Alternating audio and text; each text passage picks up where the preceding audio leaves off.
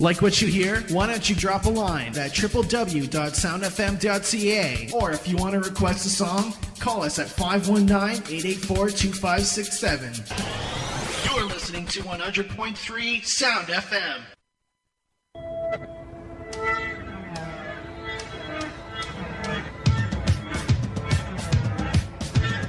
Now, CKMS Through the Ropes.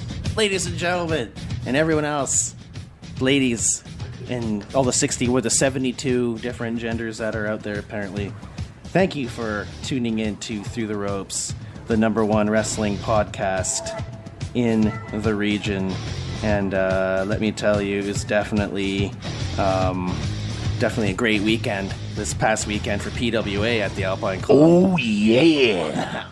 Yeah, definitely for sure. We had quite the time, us here. TUSP was there in the blue Sound FM shirts. We were repping CKMS there, and in case you didn't see us, we were out there. And the PWA Golden Ticket Rumble was this past Saturday at the Alpine Club, and even upon arrival, the Pepe, when we showed up, we know what we said? No. We were like, we might not get in. Yeah, I was like, no, we might not get in. We were actually like, wow. Like, you know, there's been past Golden Ticket Rumbles, and we knew we'd go in, but this one, I mean, we weren't sure if we'd be able to come up. And even during this busy, effed up holiday season, people are still rolling out to the Alpine Club for their local fix of wrestling. Yeah. DJ Mozzie got his local fix. What? He got his local fix of wrestling. I love my local fix. Yeah. Oh, yeah. And that was fun to be able to get that into you. The old school chants at the beginning of the night, old school, one of the refs, chants already starting. Yeah, I'd probably say one of the greatest.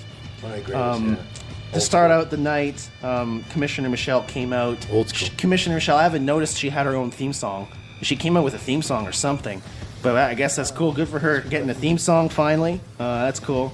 And the night starts off with a bang. PWA make PWA great again by Corey Spade. I wonder who that was. Corey Spade. Yeah, our past got the crowd in a frenzy. Yeah. And he had some stuff to say. We've had him on our show in the past, and we briefly spoke about making PWA great again, and now it is on his hat. And he is walking around parading the Alpine Club with a beautiful, expensive-looking suit. Oh man, Wow. he had Cleans up nice. Yeah, he had everything in gear that night, man. You could tell he was meaning something. That's the and level of excellence. I swear there was mixed chants. People were on board of the Spade train, and people were obviously not on board of the Spade train. We on board of the Spade train at the time. Well, there were some audience members that went crazy. You swear you were at a Donald Trump rally. Yeah, again. there was chants, you lock her believe up that? chants Lock to her Commissioner up? Michelle. I know. What? Absolutely nuts. Lock her up, chance. Lock her up chance? Crazy. And the That people, wasn't us.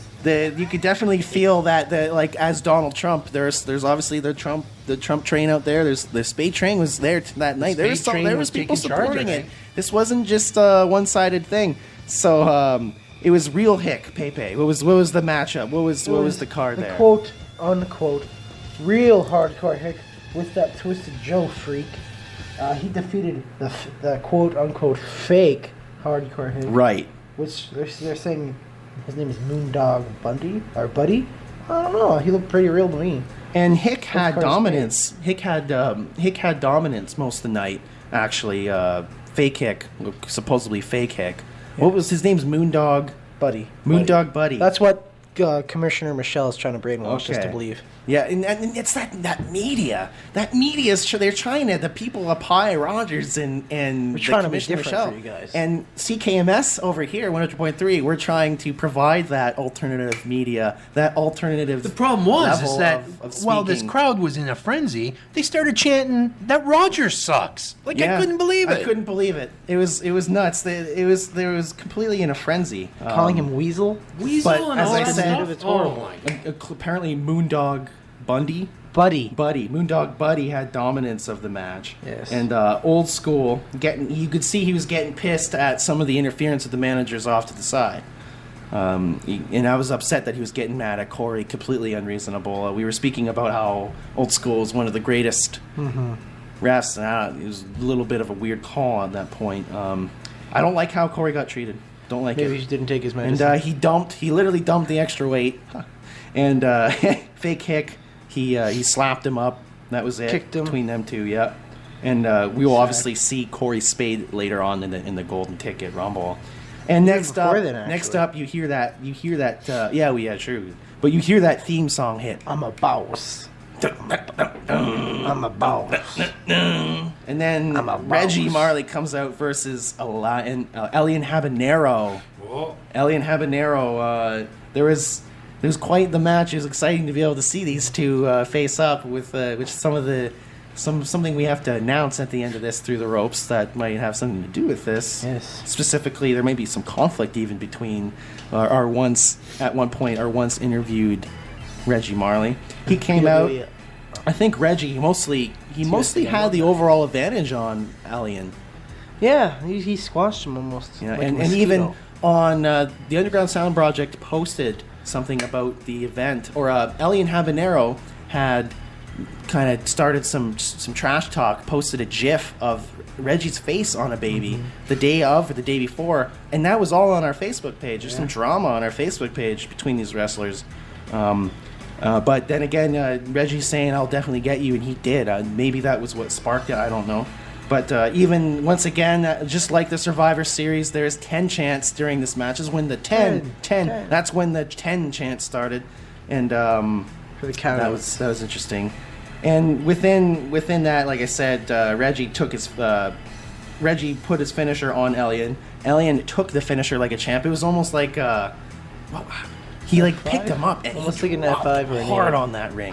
It looked like something. It was cool, and he just dropped him hard. Elian took the move like a champ, and then that was definitely a cool match to be able to see. And Elian leaving on top, anyways. I believe Reggie got him in the jewels. Hope Elian's okay. Yes. Hope Elian's I just okay. remembered that. Yeah. He got him in the good old habaneros. If you know what And I mean. that move was very well performed, and I felt that slam. So big nod to Reggie there. And then up next we hear something about a terrorist. We hear that special theme song by Carl XL Leduc. Give me respect. Yeah, we see him come Respect. out. Wow, there's snot coming out of his mouth. XL versus Hart.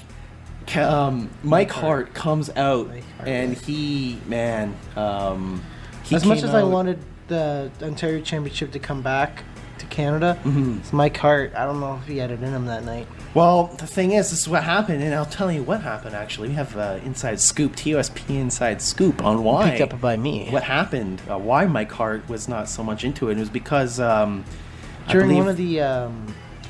there's a misperformed move. Yes. Not misperformed, miscalculated. Yes. Well, I guess he did what he wanted, but it's during one of the spots where he did the cannonball to the barricade, not the barricade, the turnbuckles.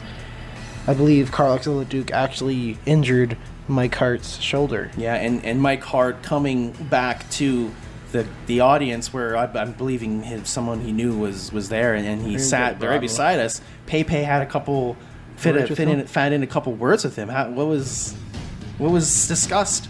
Well, he was just talking about things. Yeah, and he was obviously in pain. Yes, yeah, he had ice pack. He was asking if he was okay, what happened, and he still went on the entire night. He's tough. And it was cool. I thought it was cool to see my brother be able to chat wrestling with a Hart family member. Wow. And I think that the tip off to actually Pepe for no problem. Sitting there watching wrestling and just chatting wrestling with a member of the Hart family, just like we were. We seem to have a couple of the Hart family members associated with TSP on CKMS. Hopefully we'll get maybe Mike sometime in the future by. I don't know how Corey will feel about that. But that XL versus Hart for the Ontario Championship. It was a pretty good match. Hart calling XL Sugar Lips. Sugar Lips being XL's new nickname. Make sure you remember that. And instead of the 10 chants, we were hearing Dees. Dees. Dees. That's French for anybody out there. Yeah. Mikey got real red. XL slapping those. Oh my God. You remember hearing those chops? He's stiff. He's stiff. Jesus. You could hear that. You could probably hear it outside of the Alpine Club. And later on, I don't know if it was during that match or the rest of the night, but there was a few wrestlers that left with a bloody chest from XL. This is why we need a wall to keep them out.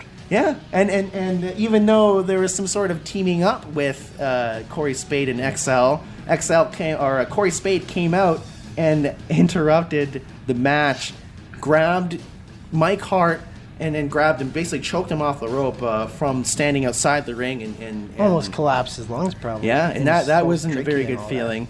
And basically, Corey Spade kind of changed the result of that match, and we still see the Ontario Championship in Quebec. I'm wondering, we hear Corey Spade speak about the illegal immigrants. Yes. Yet how he our wants to build a belt wall is across. Is somewhere where it shouldn't be. PWA I challenge Corey Spade to mention or speak about that in the next PWA event, for sure. Anyway, we're gonna get just to a wrestling theme song. We're gonna take a break here in the studio just for a couple minutes. Big news today, actually, in the wrestling world and in the presidential politic world and in the Donald Trump world. Donald Trump announced that Linda McMahon, the wife of Vince McMahon, who owns WWE, Linda McMahon actually being a CEO of WWE at one point or having stake in it or whatever, she actually being a character in it, she was announced like the person of the small businesses and operations, administrator of small businesses on Donald Trump's U.S. Congress cabinet or whatever. So, no matter how you look at the Trump thing, as a wrestling fan, I think that's pretty cool, and all wrestling fans are like, oh, look I'm at thinking that. maybe Corey Spade should be considered for Justin Trudeau's cabinet. I agree with you completely. We should have him on immigration. Yes, immigration. On making Canada great again. Anyway, we're going to play Lynn McMahon's theme song. We're going to get back to more PWA review. This is DJ JD. The Pepe. And we're going to play some tunes. We're going to get back to you.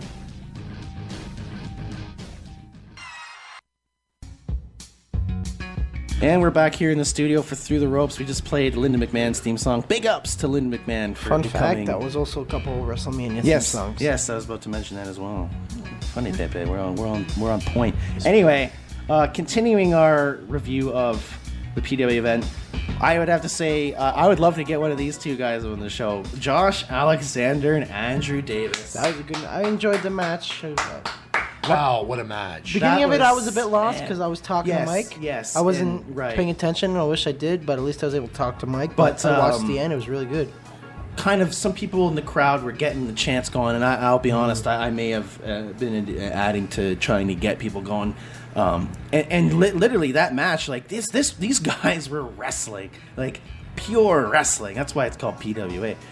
These guys are great technical wrestlers, and Andrew kind of almost has from the get-go. You kind of can tell he kind of had Josh in his grips, but it was almost like a half and half. Like it was a two-way street, and it was such a good match.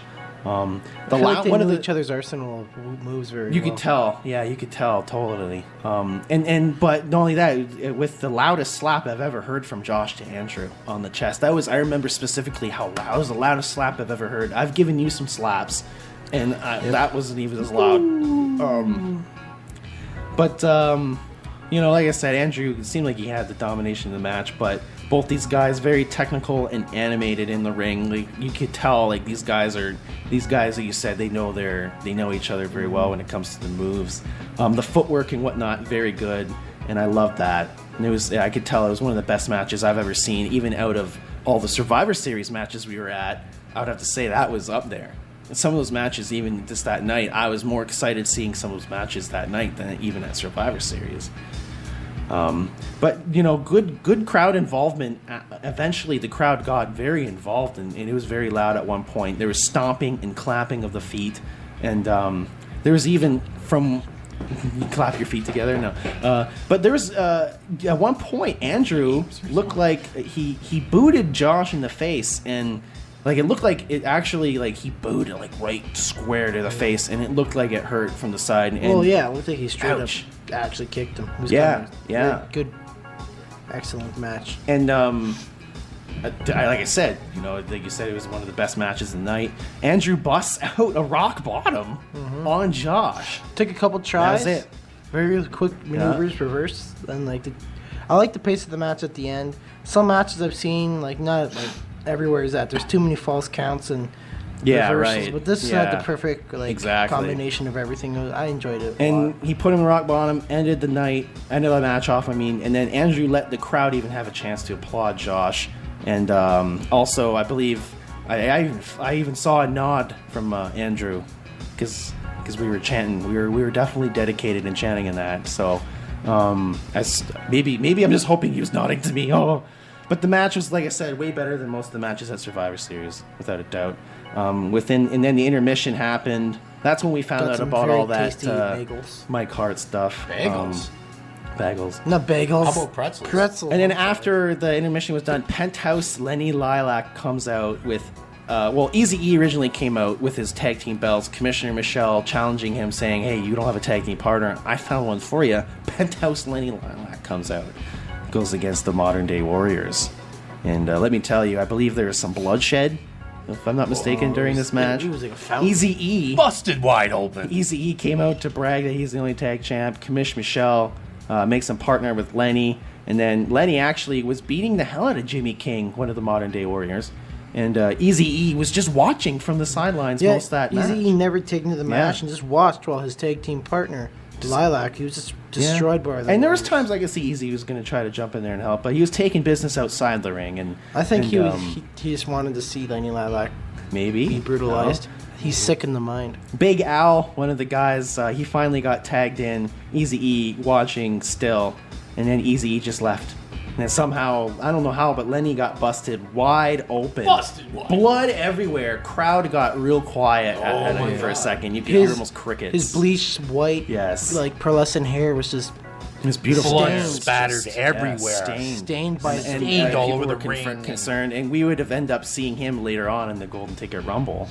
I remember seeing Commissioner Michelle ask Old School to clean up the blood. Old School runs into the bathroom to grab freaking paper towels to clean it up, and then he's like squirreling it around. I'm like, no, I think you want to dab it, Old School. But anyway, that was good stuff. Then they had to clean up the mat for the main event, the Golden Ticket Rumble. Want to be as sanitary as possible. Absolutely, and no offense to Lenny Lilac. It was pandemonium. There's so much going on. It's so hard to describe, but just to keep it brief here, Alien came out first, which is very surprising. Which will correlate to our announcements in a few minutes. He and Fake Hick were the first two people that came out. Oh, Alien just liked our Facebook page. Thank you very much. Brandon Jacobs returns to the club as the Alpine Club in the 4th. XL came out 5th. XL made Fake Hick bleed from hard slaps. Did you see that? Oh. Real Hick. Talking about how he's a stiff worker. That's like... Yeah. Those Ric Flair I felt it. I felt like the tingling. There was so weird. He looked like he had chainsaw taken. Yeah. And chest. Corey knocked out Alien. I saw physically, it was crazy. Jacobs eliminated Fake Hick. Mike Hart spear. I saw a spear to Corey's spade. He speared him like a boss. Yeah, with like a messed up shoulder. Yeah, that too. And then I'm pretty sure Corey's all right, but. Hart's shoulder was bothering him, so even with putting that in consideration, wow. Reggie, unfortunately, TSP alumni, out 7th in the Rumble. And then I remember this he was out 7th. He was like one of the final 3. Well, there was, yeah. He came in 7th. Yeah, that's what I meant to say. Oh. Thank you, DJ Monzi was there. But I remember this picture's even circulating on Corey's Facebook. Corey was holding on by his boot. He was holding on to dear life from being eliminated, and that's circulating. You see how on much his it meant to Facebook him page. to try Oh yeah, absolutely. Mike just screwed him over. But yeah, Mike, toss him out. You tell his brothers, or you tell their feud that Corey was speaking to us about on our interview a couple months ago. You can tell what's going on there. And then this super tall guy comes out of nowhere. I don't even know his name, but he came out, and the crowd was amazed. Yeah. I was scared. Everyone was in awe. I was in awe. That guy held on for quite Amish? a bit. Yeah. The Amish Undertaker? Davis came out and got Josh back by eliminating him. and things were starting to get really crazy. Panama everywhere. Everyone was upset that Andrew Davis got eliminated, and Lenny ended up coming out. You hear it, Lenny announced. Lenny comes out just to screw stuff up. I don't even think Lenny entered the ring. Is he still in the Rumble? Technically, could it be a... this is a record for the longest reigning Rumble person. It might Has he been in the Rumble for the Could longest be a time? Curtis Axel situation where he was never eliminated. Right, yeah. Never made it into the ring. Similar. So technically, wouldn't he be the golden ticket winner? We should inquire that with Commissioner. Hey, Michelle. Commissioner Michelle. But Lenny came out. He didn't really enter, and then he distracted Easy E got eliminated. Then Hart eliminated Reggie, and then Hart won. I believe Hart pretty much he took care of. Forget who else he took care of. I believe it was one of the Modern Day Warriors. I think so. And then Mike Hart winning the Golden Ticket Rumble, which he can cash at any time for any championship anywhere. Messed up shoulder, which I was impressed. I was really impressed. With the messed up shoulder. You're absolutely right. So, props to him. Big props. And that was... And all when he invited all the children to come up. Yeah, at the end, play in the ring. Let all the children come out. Which is incredibly dangerous. Yeah. I thought it was dangerous, but it was also a moment where he was sharing it with these kids with to make the them. kids. Yeah. I think he's trying to brainwash the children against Corey Spade. Yeah, what's going on here? I never thought of Well, that. you can hear the truth right here on 100.3 Sound FM, and I'll tell you about the truth right now. He's trying to tell maybe us the kidnap truth, the children. DJJD. I'm very, very excited to announce that the Cuban sensation. No. The Cuban sensation? Oh, yeah. No. The Cuban sensation is coming into the 100.3 Sound FM CKMS studios next Thursday, 4 to 6 p.m. December 15th. And we're so excited to be able to have Elian come by to the studio. We're so pumped. So make sure you check that out on 100.3 Sound FM, Rogers 946, soundfm.ca/listen. Yeah, let's do wrestling. Let's do wrestling. Let's do wrestling. Let's do wrestling. Elliot, so excited to have you on the show next week. It's the official announcement right here. We just let the cat out of the bag. Woo! Wonder what Reggie and Corey have to say about that. Very curious to see what they have to say about that.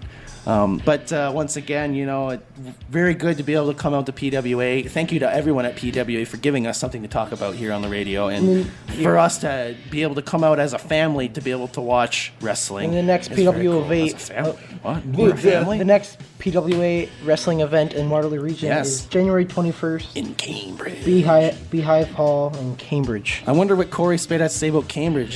That's no different than Soup Kitchener, so I mean it's worse than Soup Kitchener.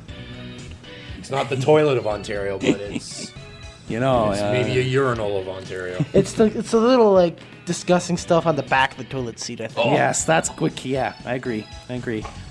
But you know what? Thank you, ladies and gentlemen. This is DJ JD. This is DJ JD. The on-air radio personality. And the artist formerly known as DJ CJ, DJ Monzi. Thank you for listening to another edition of Through the Ropes.